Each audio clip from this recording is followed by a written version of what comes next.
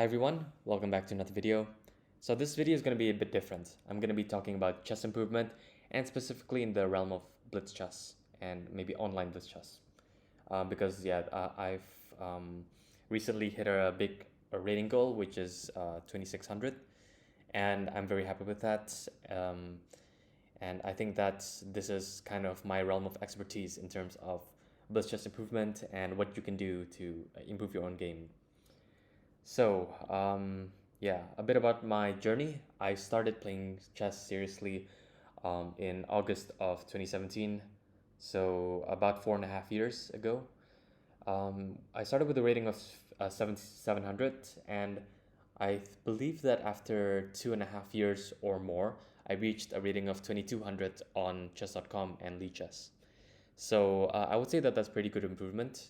And right now, yeah, as you see, in the span of about 2 more years, I've gained many hundreds of points, like 300 to 400 points.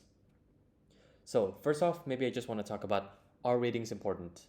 So in my opinion, ratings are a good way to gauge yourself, to show how much you've improved, what is your current objective strength, and all of those things are obviously amazing with the rating system.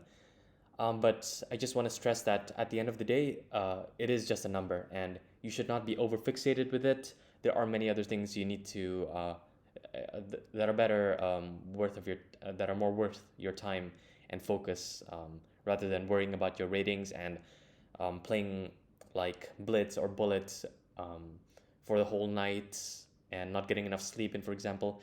So those are just a couple of things that I want to mention before getting into this. I also recommend checking out the discussion that Chess Dojo had on ratings, are ratings important and stuff like that. I think they just posted a video today, so that's very convenient. First off, trying to improve my Blitz. There's a nice quote that I really live by, which also applies to chess in general. So, Confucius had this saying, by three methods we may learn wisdom. First, by reflection, which is noblest. Second, by imitation, which is easiest. And third, by experience, which is the bitterest. So, there are three takeaways in this that I think you can apply to your chess. First off, reflection, analyzing your game. I'm pretty sure every chess coach and every chess player agrees that analyzing your games are crucial to improving your own game, because you can find out your weaknesses, your strengths, what certain opening positions you don't like, and you can just improve from that. Um, and the next one is imitation, which I've tried from the ratings of between 700 and 2200. So essentially, what I would do back then was just watch chess videos by either Suren or Agadmator, or like Matogelic or all of those other chess YouTubers, King's Crusher, for example. And I would just try to absorb all of the information that they could show on the board. And I tried to absorb the different types of positions and openings, and then I tried to apply that knowledge to the board itself. So when I played online Blitz and Rapid, mostly Blitz, I would try to get the similar setup to what I remembered um, in the game that they presented. So I think that was very useful for me. I learned a lot of theory on the Najdorf, even though in hindsight or in retrospect, it's not a lot at all, but I essentially grasped the basic concepts of the openings, and in that way, I could actually play like the Ruy Lopez decently well. I mean, it was my main weapon up to a certain point. Actually, for most of my chess career, as you'd probably call it. And the main goal I had with this was to try to get a brilliant game in. So not a brilliant move that is dictated by the chess.com evaluation system, whatever that is. It's like I'm trying to get a really good game that I can be proud of, and I think that really motivated me to try to improve and try to gain as much knowledge as possible from these free sources. So Yeah, I would always try to think about what I would like do in when watching those videos. For example, when they're analyzing a game, I would just pause in a certain position. I would personally think, what would I do in this position, and then I would calculate it in my head. And if I think that I found an improvement compared to what was presented in the video, I would soon realize that I was completely wrong, or there's a certain chess bias in the back of my head that would direct me in a certain direction um, that is like objectively just not good. For example, I would overestimate the advantage of White's attack or something like that, and I think that as you progress further, as you calculate more and you improve your intuition, you can eventually look at a position like just at a glance, and then you understand immediately what's going on. And I think that's very important in Blitz, especially. And like every strong player has that ability to understand a position just by looking at it and trying to find the best move without much thought, because they have like broken down their chess biases step by step and improve their intuition up to a point where it's very accurate. So that's what I would say. That it's something like subconscious that you can't um, grasp like um, intentionally, but it's something that is very important and you will develop over time. So the last point in this from Confucius's quote is the experience. So the more you play and the longer you have played, um, the more you understand chess, obviously. But this, of course, requires like self-conscious thought and reflection itself. So this goes back to the first point, because if you just play 10,000 blitz games or bullet games over the span of of a certain amount of time, and you just breeze over them, you don't analyze them at all, you don't realize um, what it is you're lacking, then you could improve your rating, but you would not be improving your chess. Like, okay, maybe you could improve your intuition, but objectively you can gain a lot more if you analyze those games. I'm not saying to analyze all of your bullet games, but if you have a certain position that you're interested in, uh, like during the game, I mean, like after you lost or something like that, and you are curious about the certain position during the game, then you can obviously analyze it, and I think you'll get a lot from it, from questioning your own thought processes and calculation and etc. Of course, if you just want to have fun with chess and improvement isn't like a main goal or isn't a goal at all for you, then of course it's fine. I mean, you can just play chess to have fun and enjoy like playing fast chess or whatever. So yeah. So maybe yeah, in that case, then this video is probably not for you. But okay. Next point are the tactics. So I would always be hyper focused when looking at certain positions or looking at any position. For example, if I saw it on Twitter or just or like or Instagram, there are many sources for that you will find. I would just calculate and try to see the best move, try to find the best move, and if I found it, then I would be like kind of satisfied with myself. I would yeah, I would consider that like a small like a small step to my rating improvement. I mean my overall chess improvement. So it's not like a simple waste of time. Like I'm scrolling Twitter or Instagram, and then I'm just like wasting my time there. But this is, I think, also important to develop, um, yeah, to practice my chess calculation and intuition and all of those things. So eventually, you would get better at it, and this would improve like your overall understanding of chess. And there are many great sources for this. For example, on Instagram, International Master Eric Kislik, he posts a lot of chess tactics almost every day, I think. And there are like many things that you can gain from that. Just remembering all of the patterns, and eventually in your own games, you will recognize those much faster.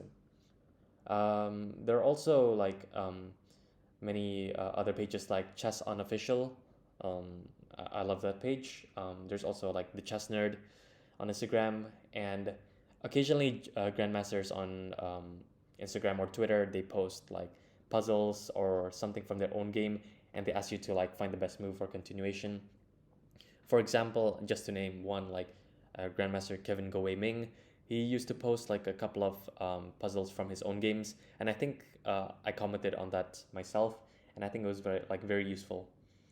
Of course, you could also like just use standard chess books like from Grandmaster Jakob Agard's series on Grandmaster preparation. Those are some excellent books that I'm currently reading.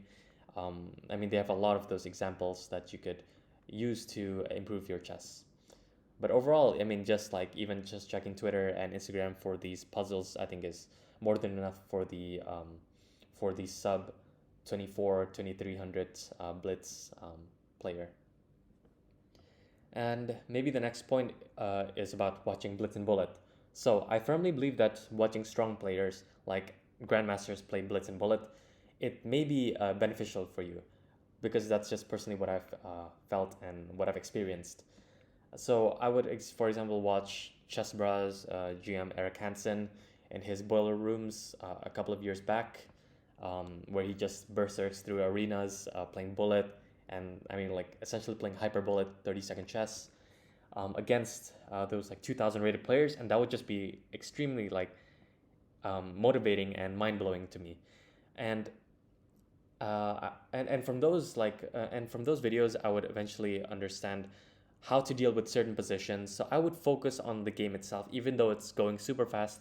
Like, how does Eric Hansen um, deal with this position? He's playing a bad position, for example, and then how would you try to get out of it? Or he's playing like a position that he's an expert on, and how would he handle it? So for an example, going to the board, I just want to mention this opening, the Rosalimo. So, and this, with G6, this is a typical or a major tabia in the Rosalimo. And essentially, what I've learned specifically over here, it's like something like this. It's either E5, okay. I mean, there are many moves here. I think knight C3 here, like Queen E7, or all of these things. Okay, essentially this is the position that I want to talk about. My understanding of the position before was just to play essentially against anything that black played. I would go D3, knight D2, and try to go for F4. And I would also play A4 to prevent like any sort of B5 jumps, B5 pushes. And essentially, I tried that, and I wasn't satisfied with it because I didn't get any like amazing positions. But then when I saw Eric Hansen play it, I realized that there's this idea with playing A3 and trying to sacrifice a pawn with B4. So for example, after knight F6, B4 here is, I think, very strong, either in this position or another position. But essentially, giving up this pawn is like super good for white. And realizing this from watching like Eric Hansen's like Blitz games and stuff, I would get this knowledge and I would try to apply it to my own games. And I've had some great successes with this idea of playing A3 before, and that's just an example. Okay, and I would not recommend like watching Hikaru necessarily because I think Hikaru is like too brilliant of a Blitz player and chess player in general. He's like a Blitz phenom, and he can just like play 20-30 moves of theory up to the middle game like with less than less than 30 seconds. Like that, it's like insane. So in that regard, I wouldn't consider Hikaru like the best source for learning how to play great Blitz chess. The next part are like actual tips on improving Blitz. So first, I think that improving your general understanding of chess is the most important thing. You can like understand different pawn structures, you can understand different strategies and ideas, you can understand different openings, which I will talk about more later. For example, more concrete example is the Carlsbad structure. So for example, if we go into the Queen's Gambit declined, knight c3, knight f6, of course this is with the bishop g5 line, this is a classic tabia here with c6, queen c2, bishop e7, e3, let's say castles, and bishop d3.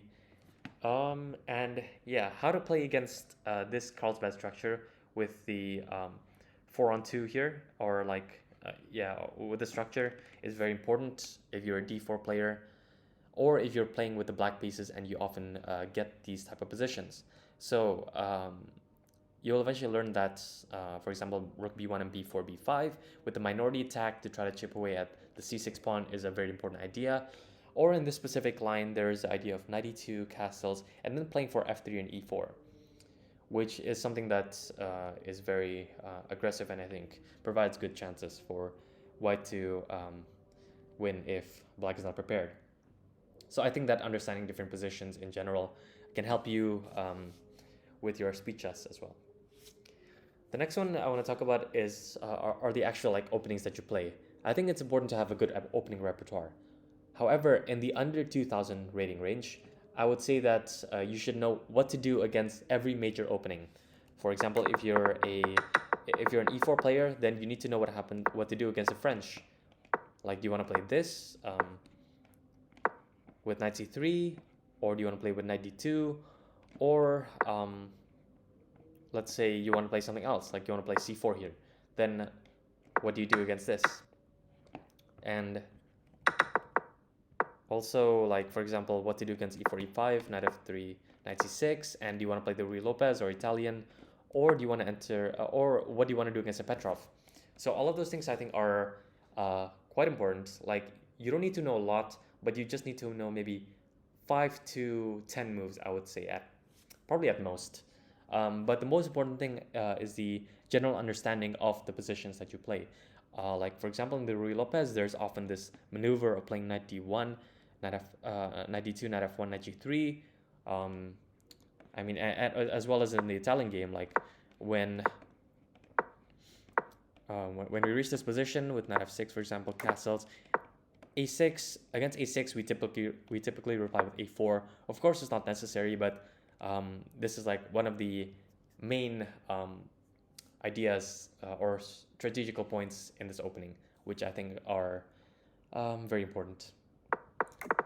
So I would just say that know what to do against it. Like, for example, against offbeat openings again as well, knight f6, against a Sicilian, and all of those things. And just focus on basic opening principles, and you shouldn't get into any sort of trouble. For the higher rated bunch, I would say that going on a deep dive into your desired openings are like very important. For example, above the 22 or 2300 range. I think that this is like my main source of like my main allocation of time these days is to study these openings. My philosophy in the opening when playing Blitz, as well as classical, of course, is to focus on trying to make as many problems as possible for my opponent. So I think this opinion is quite split among Blitz players online. Some people like to just go for the London system every game, like this, and they just stick to their system openings. And of course, there are many great players who do this. Like Hikaru plays the modern against d4. He sometimes plays the Hippo. Minlay, International Master Minlay, plays the London, as well as many other openings like the Benoni or even like the King's Indian, which is more of a system-based setup if you don't want to play the main lines.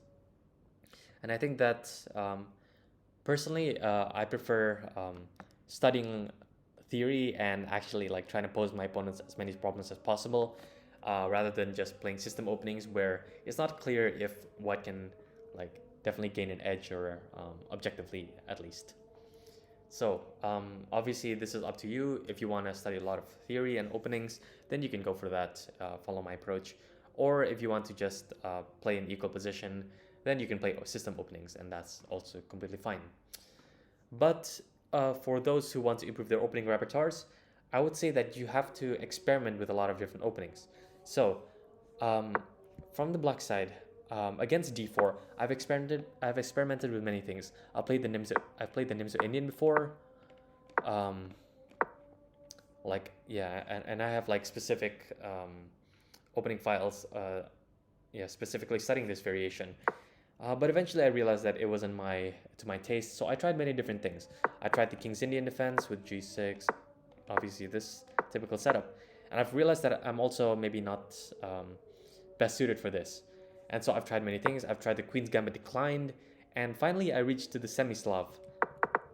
So yeah, this position, like with knight f6, knight f3, and e6, and after reaching this and like this position and studying it in depth with many opening books and courses online, I've realized that I really like this position. Like we have different tastes. Like every person has different preferences on what the positions they like, and it's kind of hard to find that out like objectively in the beginning, because you haven't played much chess and you just don't know, like you're just moving random pieces everywhere. But eventually over time, once you get more experience and stronger, I think that above the 22 to 2300 range, you'll eventually get a good understanding of what it is that you like to play and what you do not like to play. One example in this opening is that I've played a FIDE master who always plays this Queen C2 move. And in these, like for example, in Sam Shanklin's course on the semi-Slav, he recommends d takes c4, and I just realized that like I don't like these kind of positions with like the queen coming back, and then white has this potential of playing e4 all the time. And so personally, I don't like this position. And so I try to modify my repertoire and not stick to only one thing, like not only stick to the recommendations by grandmasters or whatever, but also trying to figure out what I like. And I've realized that after some personal study, g6 is a move that I really like. I'm not going to go into the in-depth into this variation, obviously, but I just want to mention that you can modify your opening repertoire. Don't be afraid of it. Like, don't be afraid of theory necessarily, and you should be good to go. One resource that I love to use is the Licha Studies.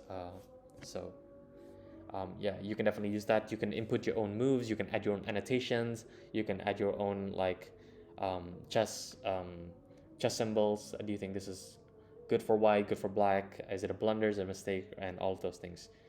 So yeah, I would definitely recommend using that.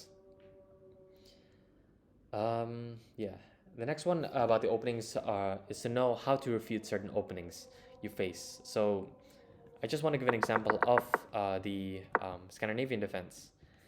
So in the queen d6 line of the Scandinavian defense,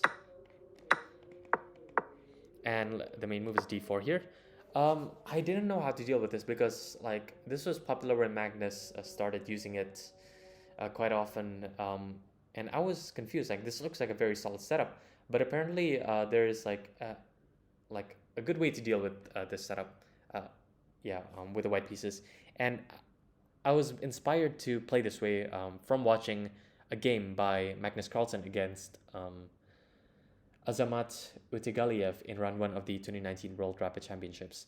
And after watching this game, which continued knight f6, knight f3, c6, and knight e5, which I found out later is a like here, I think either knight c4, f4. I think I like f4 here. This kind of system was popularized by Alexei Shirov, and I didn't know that before. But after watching this game, I was intrigued by how interesting this position looked, and so I dig further, and I think that I'm quite happy with this solution. So that's just an example of how you could like study openings as well. You could like see, wow, what an interesting position, and then you go into a deep dive into this, and yeah, you can just improve from there. Other resources that you can use for like learning openings that are maybe less well known are, for example, Deepak Aaron or Darren Chess. He posts some quick videos on simple systems to play against various openings, like the Alekhine, Scandinavian, all of that good stuff. Also, I like Miodrag Perunovic's content, also the Butcher, Big Butcher Mayo. He makes many excellent videos, but I think those are geared towards higher rated players, because it goes into actual opening theory and like actual lines rather than just strategic ideas in the opening. I also want to mention that in Blitz, you do not need to play the main lines all the time. If you enjoy it, okay, sure, you can go for it. I just want to give one more example, which is in the French. I used to hate playing against the Winover. Like, I used to hate playing this position because it would get so unclear, and I would understand the theory of like eventually going queen g4, taking both pawns and then retreating back with the queen to d3, knight e2, f4. But even if the computer says that it's almost +1 for white, I just hated the positions that I got. So eventually I watched a video by Jonathan Schranz, and he introduced the ortho-snap gambit, where you play takes, and you play queen b3 here. And now the computer absolutely hates this. This is like -1.5. But I think that most opponents don't know like how to deal with this. And I have like a very good score in this opening as white because like it's not the most traversed theory ever, and I know this generally better than my opponents. So I get quite good positions in this from here. I've played a couple of grandmasters and have employed this with pretty good results. There are also many side openings like the Ursov Gambit or the Nackmanson Gambit, and many others that you can explore from Jonathan Schranz's page. The next part that I want to talk about, after the openings,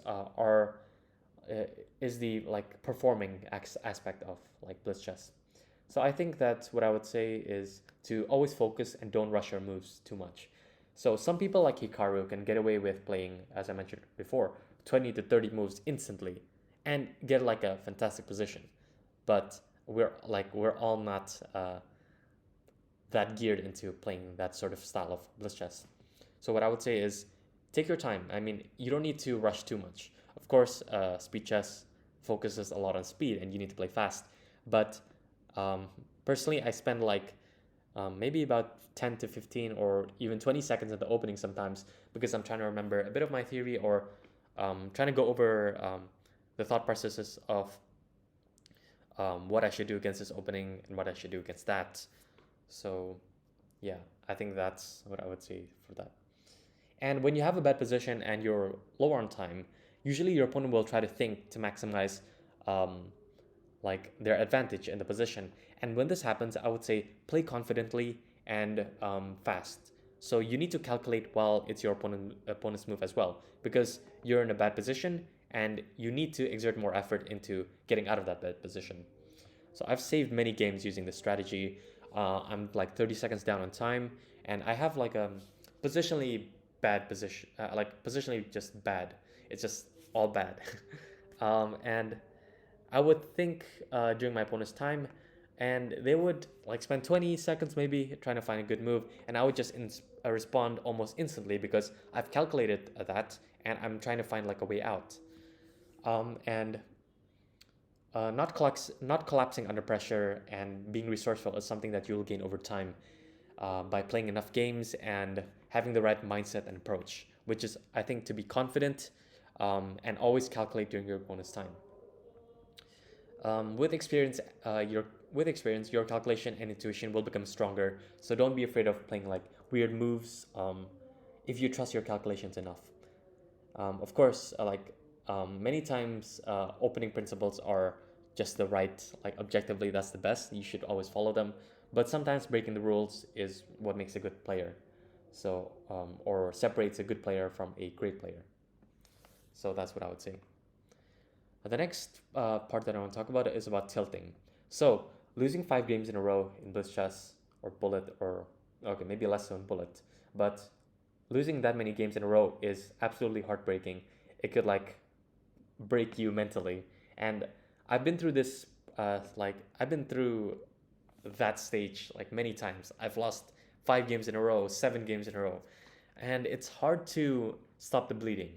But what I would recommend is focusing entirely on the quality of play rather than your ratings. It's hard to enter this mindset when your main goal playing Blitz online is to improve your rating, because that's your main goal, right? I mean, that's what you should always focus on. But no, I would say that improving your quality of play, trying to find the best move still, and thinking that your opponents are still like they are still humans. I mean, it's not like they're just a random computer. So just remember that you're trying to play a normal game of chess. You're trying to outplay your opponent, and if you focus your entire all of your efforts on the game itself, then I think you will maximize your results. Personally, I didn't have this mindset until only about like a month ago, so I can't say. I mean, I don't think many people, or maybe many people have mentioned this advice, but I've just never internalized it, I think. So I definitely recommend doing that. And as some like last parting words, I would just like to mention chess addiction. So I was definitely addicted when I started in 2017 up to 2019. So like maybe 2 years, where I saw essentially how detrimental playing chess was to my academic life and my mental health, because I was like way too focused on chess ratings, and I tried to gain like as much chess improvement as possible. And this worked. Like I gained a lot of points, but I don't think it was worth like it was worth sacrificing my like some of my grades for it. So I definitely think that there are more important things to life than just your chess ratings, especially Blitz. I would also recommend limiting yourself to playing a certain number of games. Don't play like 50, 100 games. It's like, it's absolutely too much. Like, you can't, there's a certain point where you just won't get anything out of it. And it's just noise that you won't remember the next day. Like, it's not worth it, I think. Just remember again that ratings are just numbers at the end of the day, and you don't need to maximize your rating gains as fast as possible. It's addicting to see the numbers go up, but just remember that those are just numbers, and you have other things that are more important in life. So, thank you so much for watching. Please don't forget to like and subscribe if you enjoyed this video. I apologize if at some points this may seem more like a rant or whatever. Um, but yeah, if you also have like some chess improvement tips, then please feel free to comment below, so we can all learn together. And I hope you enjoyed this video. Thank you so much for watching. I'll see you next time. Stay safe and have fun playing chess, everyone. Bye bye.